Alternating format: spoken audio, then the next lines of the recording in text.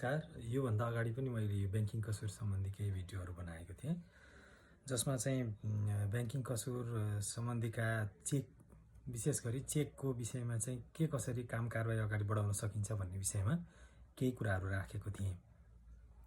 आज भर्खर एउटा ब्याङ्किङ कसुर सम्बन्धी ऐनमा एउटा संशोधन आएको छ। हिजो राजपत्रमा प्रकाशित भएको छ र त्यसले चाहिँ अब यो केही क्वेसनहरू उठाएको छ। अब अहिले हामीले हाम्रो जनताको कर खाएर कानुन बनाउन बसेका सांसदज्यूहरूले कुनै पनि कानुन, कस्तो खालको कानुन चाहिँ निर्माण गर्दा कस्तो समाजमा असर पर्छ भन्ने कुरा विचारै नगरिकन जे पाए त्यही कानुनहरू चाहिँ भटाभट पास गर्दै गएको कारणले गर्दाखेरि आज धेरै समस्या आएको अवस्था छ। त्यसैले गर्दाखेरि यो कानुन निर्माण गर्दाखेरि अब यो चेकको विषयलाई, चेकको लेनदेनको विषय, ब्याङ्किङ कसुरको विषय सर्वप्रथम त हुँदैन, किनकि ब्याङ्किङ प्रणालीमा असर गर्ने भयो भने मात्रै ब्याङ्किङ कसुरसँग सम्बन्धित विषयहरू प्रस्तावनामै उल्लेख गरेको छ। ब्याङ्किङ कसुर तथा सजाय ऐनको प्रस्तावनामै ब्याङ्किङ प्रणालीमा असर गर्ने कुराको विषयमा चाहिँ व्यवस्थित गर्न बनाएको ऐन भनेर उल्लेख गरेको अवस्था छ। त्यसैले एउटा व्यक्तिले अर्को व्यक्तिलाई रकम दिने प्रयोजनको लागि चाहिँ चेक लेनदेन गरिन्छ भने त्यो ब्याङ्किङ कसुरभित्र पर्ने विषय नै होइन। पहिलो कुरा त ब्याङ्किङ कसुरभित्र त्यसलाई राख्नै हुँदैन थियो, जुन चाहिँ ब्याङ्किङ कसुरभित्र राखिएको छ।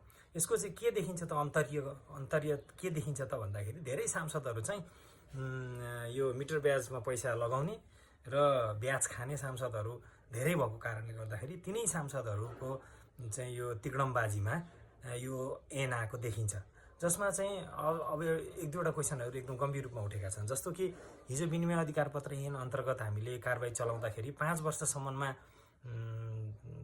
वर्षसम्म हदम्याद थियो भनेपछि मुद्दा तपाईँले बााउन्स गरेर 6 महिनाभित्रमा बााउन्स गरेर राखेको छ भने 5 वर्षसम्म त्यो मुद्दा चाहिँ अदालतमा लगेर अदालतमा गएर फिर्याद दर्ता गर्न पाइन्थ्यो र केही समय अगाडि आएको ब्याङ्किङ कसुरको संशोधन अनुसार 1 वर्षभित्र ब्याङ्किङ कसुर अन्तर्गत पनि कारबाही चलाउन सकिन्थ्यो जाहेरी दिएर भने। अब अहिले चाहिँ त्यो 5 वर्षको हदम्याद अन्तर्गत फिर्याद पत्र लिएर अदालतमा जाने बाटो नै लगभग बन्द गरिदिएको छ र 1 वर्षभित्रमा मात्रै जाहेरी दिन सकिने भनेर भनेको छ। 1 वर्षभित्रमा जाहेरी दिन सकिने भनेर भनेको अवस्थाले गर्दाखेरि अब के भयो त भन्दा अहिले नै 1 वर्ष कटिसकेका तर 5 वर्ष नकटेका चेकहरूको विषयमा के हुने भन्ने कुरा अहिलेको ऐनमा लगभग मौन भयो। अब ती चेकहरू सबै के चाहिँ बदर भएर जाने भयो, ती चेकको अब केही कामै नहुने भयो।